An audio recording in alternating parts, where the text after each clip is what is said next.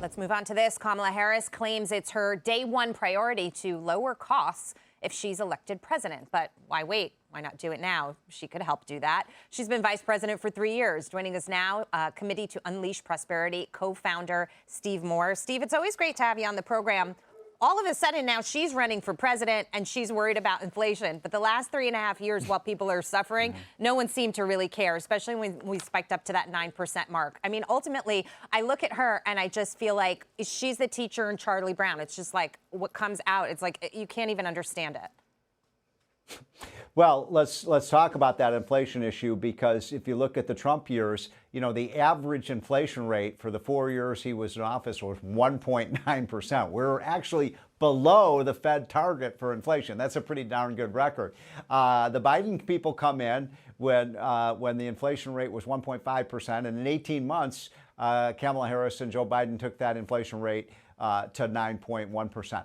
And by the way, that didn't happen by accident. It's important for people to connect the dots here. It happened because they launched a $4 trillion spending spree. Now, look, I think Trump's probably spent too much money at the end of COVID as well. But all of that massive government spending was really what unleashed the inflation. The good news is the inflation rate is coming down, but as you guys report all the time correctly, you know, that 20% increase in prices is baked in the cake.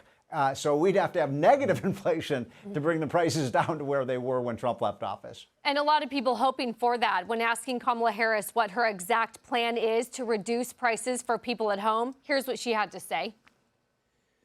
We have to understand what that means. That's about the cost of living going up. That's about having to stress and stretch limited resources.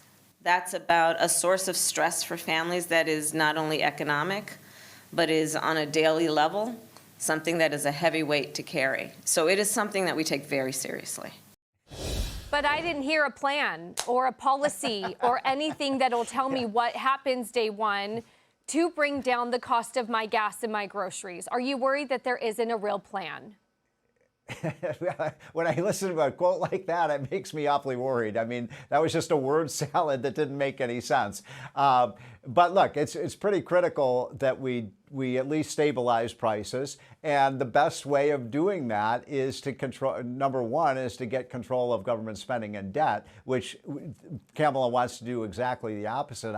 I count about $3 trillion of new spending that she and Tim Walz want to do. And the second thing you need to do is what, you know, the previous, economist was talking about producing more energy. We could easily bring down the price of energy to what it was. We could reduce gas prices by $1 a gallon. We could reduce people's energy bills, their electricity bills, and that reverberates throughout the economy. So that's the way to do it. But the other thing is, they actually do have a plan that Biden and Harris have been talking about, and that is price controls. And we tried that in the 1970s, and it was a complete failure. I mean, the one thing that all economists agree on is that price controls are a terrible way to control inflation, because all you do is create scarcity of goods and services. So that's their plan. Go back to a failed model of the 70s. Steve, you've called Kamala Harris the most anti-business presidential candidate in your lifetime. Now, you're not that old of a guy, but that's still a long time. What are you most worried about? What are you most worried about with her when it comes to anti-business policy? Well, I actually amended that statement to say that, because I said that before she picked Tim Walz as her vice presidential candidate. So this is by far, in a way, the most, because there's no balance in this. These are just two very left-winger candidates. But look, one of the problems is very simple. Neither of these two candidates, neither Kamala nor Tim Walz, have any business experience at all. You know, and they've never worked for a business. They've either been in government or in academia, or in law firms their whole life. Yeah. So that's a big problem. I mean, you should have somebody who knows something about business. And I'm not saying they didn't start a business. Of course, they didn't do that. They've never even worked for a business. Yeah. You bring up a great point, and Steve, I urge everybody to read the Wall Street Journal editorial board piece that looks into his state's economic history with him at the helm. It talks about his tax policy, talks about how he dealt with the labor market, all failures. He pushed people out of the state, the most high-income earners. That's what we can have on a national scale. I urge people to read that. Great to see you. Thank you. You too. Thank you.